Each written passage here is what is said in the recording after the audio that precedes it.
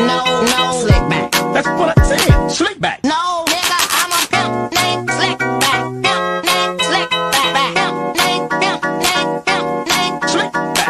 Nigga, are you deaf? I'm a pimp named Slick. Hello guys, let me introduce myself. My name is Wardani Putri Sagala from the regular Class A Indonesian Language and Literature Education Study Program. I want to give a conclusion to the video that I have watched. A video that discusses 10 stoic ways to stop overthinking. Jadi video yang telah saya tonton yaitu yang berjudul 10 cara tabah untuk berhenti berpikir berlebihan. Nah, sebelum itu, Marcus Aurelius pernah berkata bahwa kita mempunyai kekuasaan atas pikiran kita, bukan peristiwa di luar. Sadarilah hal ini dan kita akan menemukan kekuatan. Karena jika kita terbiasa dengan rasa frustasi, pikiran akan dipenuhi dengan kebisingan, penderitaan, karena keraguan, karena overthinking. Nah, cara yang pertama yaitu kita memvisualisasikan pikiran berlebihan kita itu sebagai kekuatan eksternal. Bayangkan pikiran invasif itu sebagai awan yang melewati gunung. Kisahlah gunung itu saat awan itu melayang saat itu. Nah, dari filosofi ini tuh mengajarkan kita untuk mengamati tanpa terlibat. Pikiran kita itu bersifat sementara dan hanya dapat mengganggu kedamaian kita saja. Nah, cara yang kedua yaitu kendalikan dengan memfokuskan kembali energi kita. Yang ketiga, merangkul ketidakkekalan dan berlatih melepaskan. Mari kita berlatih melepaskan masalah dan hadapi masalah itu. Karena pikiran kita sering terjebak dalam lingkaran, mengulangi kejadian di masa lalu dan mengkhawatirkan masa depan sehingga menjadi melekat lebih lama. Segala sesuatu itu berubah, termasuk pemikiran kita yang begitu terus-menerus. Dia tidak kekal. Karena pikiran itu akan datang dan pergi, tidak bersifat permanen.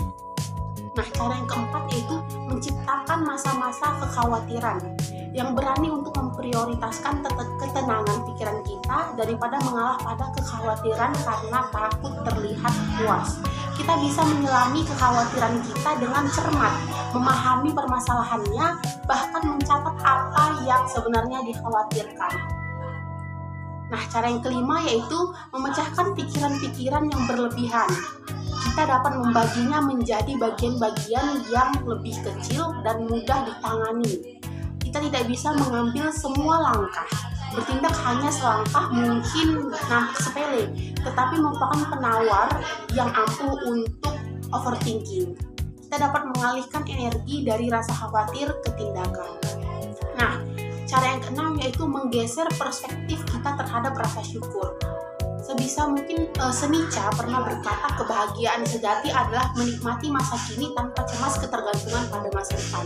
Ini bisa mengalihkan kita dari kekurangan menjadi berkelimpahan dari terlalu overthinking untuk bersyukur. Ini tentang mengenali diri dan momen saat ini. Berkah yang sering kita abaikan ketika sibuk mengkhawatirkan apa yang akan terjadi. Bersyukur menarik kita keluar dari kebiasaan pikiran kita yang selalu overthinking. Nah, yang ketujuh caranya yaitu fokus pada usaha bukan pada hasilnya. Karena fokus pada upaya dan niat kita daripada hasil yang tidak dapat kita kendalikan. Jadi kita fokus saja berusaha dan tidak perlu memikirkan hasilnya secara berlebihan.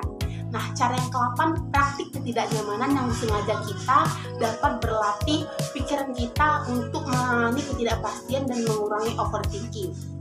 Mulailah dari sesuatu yang kecil.